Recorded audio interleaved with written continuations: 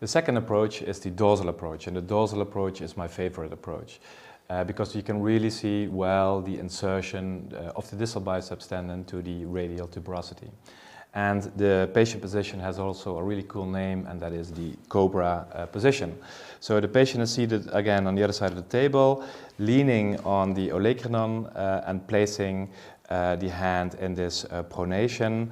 And this makes sure that the dorsal part is opened up of the arm, and that you can really see the insertion of the distal biceps tendon.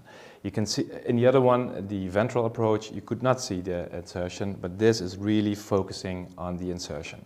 So the transducer is being placed on this dorsal aspect of the elbow in transverse view. And what we can see now is we can see the ulna right here, and this is the radius.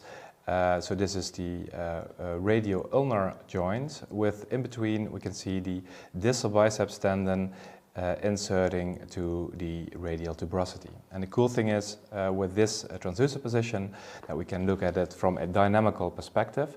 So we can rotate the transducer and see again the distal biceps tendon stretching at its insertion, meaning that we can see it, we can see that it is being stretched, so it is there, it is not torn.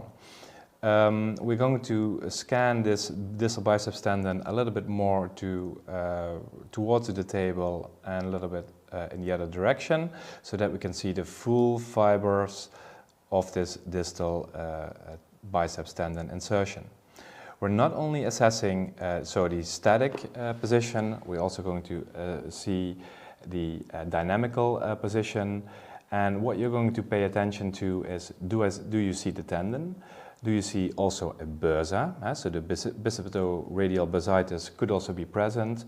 And do we see any signs of impingements, which could also happen in between the radius and ulna within the radio-ulnar joint, due to, for example, a calcification.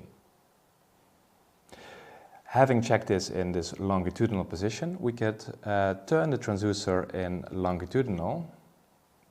Right, if you can keep it like this, the arm, right. Now we can see that this is again the radial tuberosity. And the previous one was the longitudinal view on the fibers. This is a transverse view on the fibers. And what we see is that at the level of the insertion, that this is the transverse view on the full insertion of the distal biceps. So these are all transverse distal biceps fibers, and you can see how wide this insertion to the radial tuberosity is. So with this dorsal approach, you can see the full insertion to the radial tuberosity.